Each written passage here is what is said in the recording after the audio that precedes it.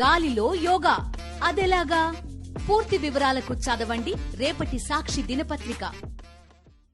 చల్లని కశ్మీరంలో అసెంబ్లీ ఎన్నికల heat రాజుకుంది. Jammu Kashmir assembly ఎన్నికల్లో పోటీ చేసే అభ్యర్థుల తొలి జాబితాను బీజేపీ విడుదల చేసింది. 44 మందితో ఫస్ట్ లిస్ట్ రిలీజ్ చేసింది కమల దళం. ఇందులో ఫస్ట్ ఫేజ్లో ఎన్నికలు జరిగే 15 నియోజకవర్గాలు ఉన్నాయి. రెండో దశలో 10, మూడో దశలో పోటీ చేసే 19 మంది పేర్లను బీజేపీ హైకమాండ్ ఖరారు చేసింది. కశ్మీర్ నుంచి 2 పండిట్స్ను పోటీకి నిలబెట్టింది బీజేపీ. మాజీ సీఎంకు తొలి జాబితాలో చోటు దక్కలేదు. సెప్టెంబర్ 18న జమ్మూ కాశ్మీర్ అసెంబ్లీ ఎన్నికల తొలి దశ పోలింగ్ జరగనుంది.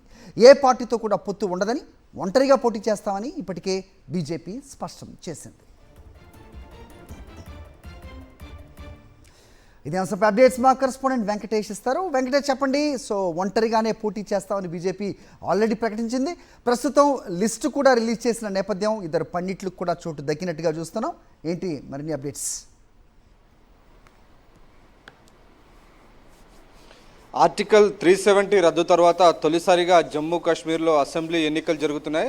సో ఈ ఎన్నికల్లో దాదాపు 60 నుంచి 70 సీట్లలో పోటీ చేయాలని బీజేపీ భావిస్తోంది. అందులో భాగంగా ఈరోజు 44 మంది అభ్యర్థులతో తొలి జాబితా ప్రకటించింది. నిన్న రాత్రి ప్రధానమంత్రి నరేంద్ర మోడీ, జేపీ నడ్డా అధ్యక్షతన బీజేపీ కేంద్ర ఎన్నికల కమిటీ సమావేశం జరిగింది. అభ్యర్థుల ఖరారుపై చర్చించి 44 మంది అభ్యర్థులను క్లియర్ చేస్తూ రాత్రి నిర్ణయం తీసుకున్నారు. సో కొద్దిసేపటి కిందటే అభ్యర్థుల జాబితా విడుదల చేసింది. ఇటు జమ్మూలోను అలాగే ఇటు కాశ్మీర్లో పూర్తిగా ముస్లింల ప్రాబల్యం ఉన్నప్పటికీ అక్కడ కూడా ఏవైతే సమస్యాత్మక జిల్లాలైనటువంటి అనంతనాగ్, షోపియాన్, రాజౌరి ఈ ప్రాంతాల్లో కూడా బీజేపీ తన అభ్యర్థులను ఫీల్డ్ చేస్తోంది. సో ఆర్టికల్ 370 తర్వాత జరుగుతున్నటువంటి తొలి ఎన్నికల్లో బీజేపీ ఈసారి తన అదృష్టాన్ని పరీక్షించుకోబోతుంది.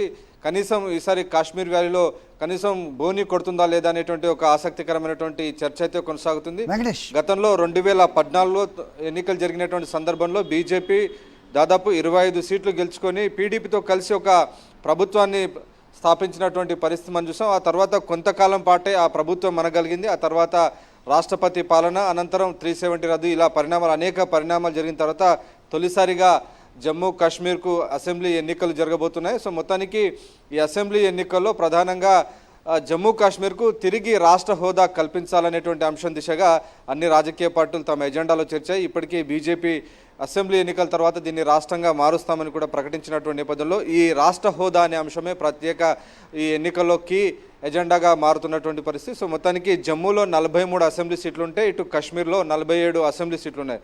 సో మొత్తం 90 సీట్లకు గాను ఈసారి ఎన్నికలు జరుగుతున్నాయి. నిజానికి డీలిమిటేషన్ ప్రకారం మొత్తం టోటల్గా 114 అసెంబ్లీ సీట్లు ఉన్నాయి. సో 114 అసెంబ్లీ సీట్లలో 24 అసెంబ్లీ సీట్లు పాక్ ఆక్యుపైడ్ కాశ్మీర్లో ఉన్నాయి. సో పాక్ ఆక్యుపైడ్ కాశ్మీర్ మన దగ్గర లేదు కాబట్టి వాటికి మినహాయించి 90 సీట్లకు మాత్రం ప్రస్తుతం ఎన్నికలు జరుగుతున్నాయి. సో మొత్తానికి ఈ 90 సీట్లలో అధిక సీట్లు కాశ్మీర్ వ్యాలీలో ఉన్నాయి. 27 సీట్లు అక్కడ ఉన్నాయి. 47 సీట్లు అక్కడ ఉన్నాయి. 43 సీట్లు ఇక్కడ ఉన్నాయి. కాబట్టి ఈసారి ఎవరు అధికారాన్ని చేజిక్కించుకోగలుగుతారు అనేది ఒక ఆసక్తికరమైనటువంటి అంశం.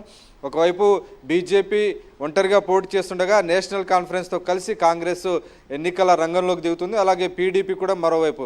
సో మొత్తానికి త్రిముఖ పోటీ ఈసారి జమ్మూ కాశ్మీర్ ఎన్నికల రణక్షేత్రంలో మనం చూడబోతున్నాం. హరి, అయితే పోస్ట్ పోల్ పీడీపీ తోటి మళ్ళీ జతకట్టే అవకాశం ఉంటుందా? అంటే ఇతర రాష్ట్రాల్లో చూసుకుంటే బీజేపీ పందా మిగతా పార్టీలతో కలిసి పోటీ చేయడానికి ఎప్పుడు ఓపెన్గానే ఉంటుంది. కానీ ఇక్కడ మాత్రం డిఫరెంట్గా వ్యవహరిస్తున్న దాన్ని ఏ రకంగా చూడాలంట?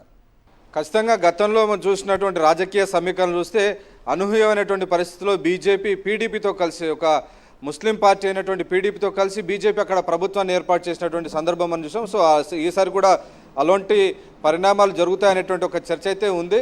సో ప్రస్తుతానికి మనం ఆర్టికల్ 370కి వ్యతిరేకంగా 370కి రద్దుకు వ్యతిరేకంగా ఒకవైపు పీడీపీ అలాగే ఇంకోవైపు నేషనల్ కాన్ఫరెన్స్ ఈ రెండు కలిపి ఇతర వేర్పాటువాద సంస్థలు కలిపి గుప్కార్ అలయన్స్ అనేది ఒకటి ఏర్పాటు చేశాయి. సో దాని కింద ఆర్టికల్ 370ని రద్దును వ్యతిరేకించినటువంటి పరిస్థితి మనం చూసాం. సో ఆ పరిస్థితుల మధ్యలో మళ్ళీ తిరిగి పీడీపీ బీజేపీ వైపు వస్తుందా లేదా అన్నది మనం వేచి చూడాలి. అయితే రాష్ట్ర హోదా తాము కల్పిస్తున్నామని బీజేపీ చెప్తున్నటువంటి నేపథ్యంలో ఎన్నికల తర్వాత మీరు అన్నట్టుగా ఏ పరిణామమైనా జరిగేటువంటి అవకాశం ఉంది. Hari, right Venkatesh, thanks for the inputs.